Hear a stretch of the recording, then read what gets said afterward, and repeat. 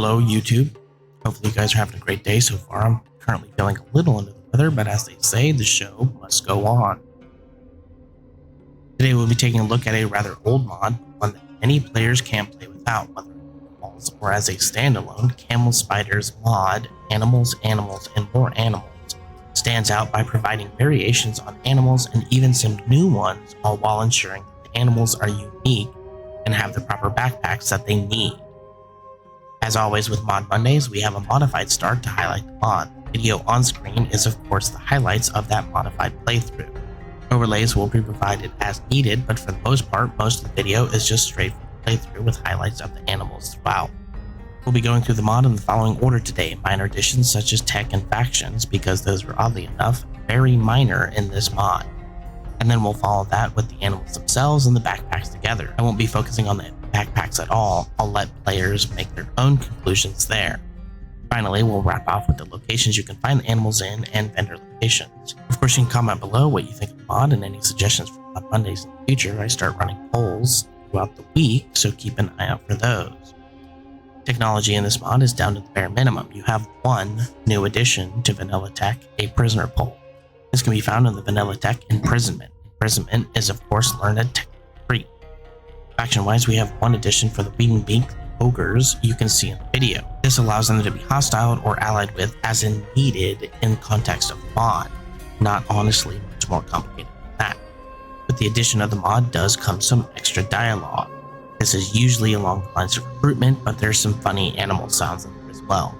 Most of the new animals can be imprisoned in a prisoner cage or the new animal pole and can be talked to and tamed on a chance basis. There's also a fun interaction with wild cage beasts that enables them to bodyguard you if you show no hostility. There's also an inserted line for your ogres that might honestly get you into trouble. However, that one I won't explain at all, and I'll let you figure it out. All animals except for the worm nymph variant have backpacks for them. Whether or not they're any good, I will again leave that up to the players to decide. However, in the case of Genesis, I did take my time and care to make these extremely relevant. Not all animals survive the process of smoothing things out in Genesis, and many of the bags didn't, given that they share the rigging and animation with many other animals in Vanilla Kenshi. Funnily enough, I actually made the small worm guy a skimmer baby. They'll have fatty meat to hunt down in Genesis in the future, but I genuinely love the idea of them growing from worm to skimmer, so I kept that. I did, however, remove the blue variants and instead give grown skimmers the ability to grow in wildly different sizes. Elder skimmers are much bigger, but the baby skimmers are now much smaller. I genuinely love mods like these. Even tiny additions like the little worm guy make modding very fun.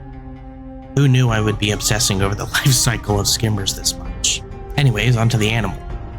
The antelope is actually a decently modeled and textured model. It's actually a goat with a head swap and horn swap. It shares the same animations as the goat, shares the same rigging as the goat, and thus, when it came to Genesis, I actually removed all of the variations of antelope and goat backpacks and just ended up tying them all together into one backpack.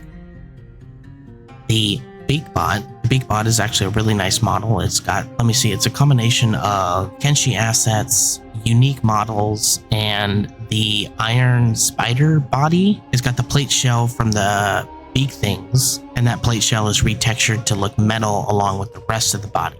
Very good asset, very good texturing job.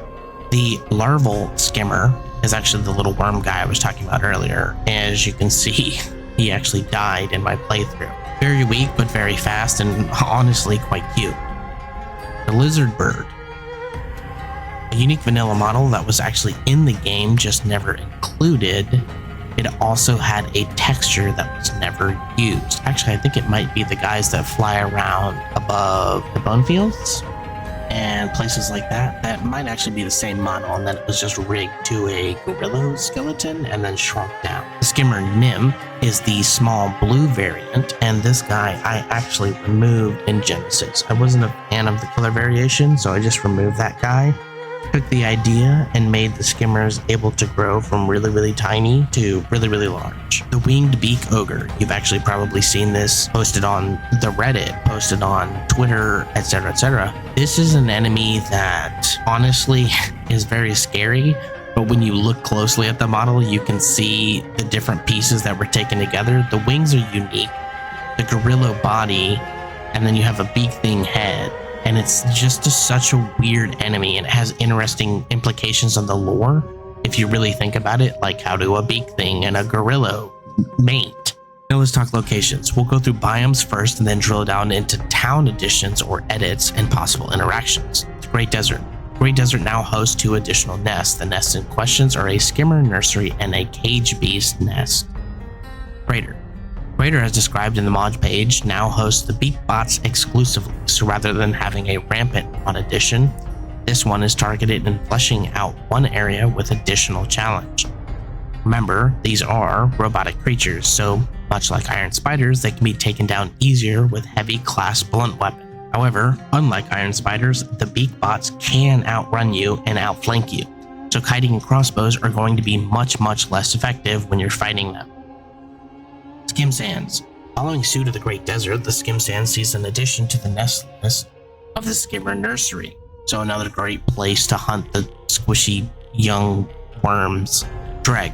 Dreg as a biome has 2 unique additions in the form of antelope herds and exotic merchant. Exotic nomad merchants will sell you skimmer nymphs, cage beasts, antelopes, and bone dog pack variants. These are the variants that spawn with backpacks on. The Arm of Okran, both of them. The Arm of Okran, or rather both arms, host the same squad additions as Dreg, so again, the exotic nomad merchants and antelope squads. Now let's burn through some town changes and additions here. We've already gone over the Skimmer Nursery, but let's highlight what you can find there and how much that might impact your gameplay. Beyond the normal Skimmer edition, which is again obvious, there's a new squad, the Nocturnal Hunting Squad that sleeps during the day. That's what nocturnal means. It means night. This squad is mostly larvas and nymphs, but also has a fairly large amount of skimmers as well. So when hunting the nymphs and larvae, be careful because the adults may return back to the nest. While the larvae do not provide a huge amount of loot, they are easy experience. So if you're struggling, you could go to the Great Desert and Skim Sands and fight these guys for early XP. Morn, Clown Study, Drifters Last, and Catan all have new bar squads added in the form of lizard birds. These include a couple town and world state overrides, so it is possible to have these guys spawn and be recruited or bought through a farm shop if there is one in the area. Finally, as highlighted in the Great Desert highlight, you have the Cage Beast town, or in this case, nest variation, which spawns the Great Desert. These guys again have a unique interaction which they will bodyguard you if you are non-aggressive to them, which can make traveling the Great Desert pretty fun, as while they're not excessively strong, they are rather huge HP sponges, making them a great distraction. The bodyguard condition will last for 4 hours. With that said, that's camel, spiders, animals, and more animals.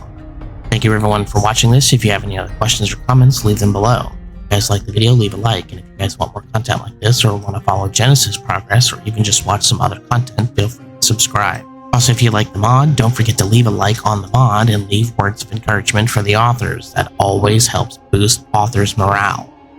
The music throughout the video is by Karl Schmidt, a fantastic artist who does Kenshi, Warhammer, and other thematic music scores. If you like the background music throughout the video, go leave a like and sub to his content. The links to his music are linked in the description. And of course, I'd be remiss not to invite you all to Guild It. TLDR is, it's Discord, but it's fucking free. I'm moving my community there as I think it'll suit what I do better than anything else. My subscribers there also get to see scripts, thumbnails, and video ideas. They also get to help me on them and are rewarded with beta builds of the mods, and they get to play with me in other video content. Thank you again everyone for watching. I am Atlas, and I am out.